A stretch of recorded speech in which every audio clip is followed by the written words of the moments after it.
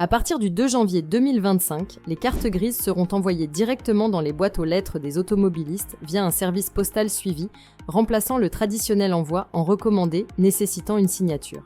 Cette réforme, officialisée par un arrêté du 18 décembre, vise à réduire les coûts pour l'État tout en conservant une traçabilité grâce au suivi postal.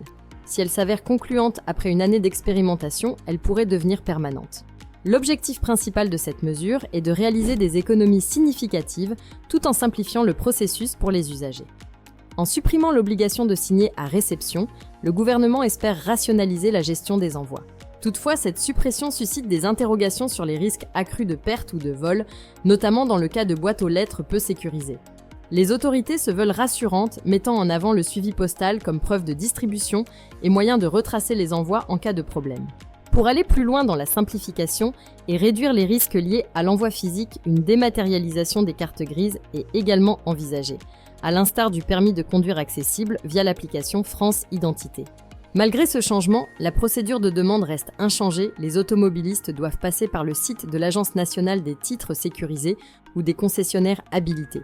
Les préfectures, quant à elles, ne traitent plus directement ces démarches depuis la dématérialisation des services publics. Par ailleurs, le coût des cartes grises, dépendant des caractéristiques du véhicule et de la région, ne sera pas impacté par cette réforme. Si la réception à domicile représente un gain de commodité pour les automobilistes, l'efficacité et la sécurité du dispositif devront être démontrées pour convaincre les usagers de son adoption définitive. Cette réforme s'inscrit dans une stratégie plus large de réduction des coûts administratifs, tout en répondant aux attentes de simplification des démarches.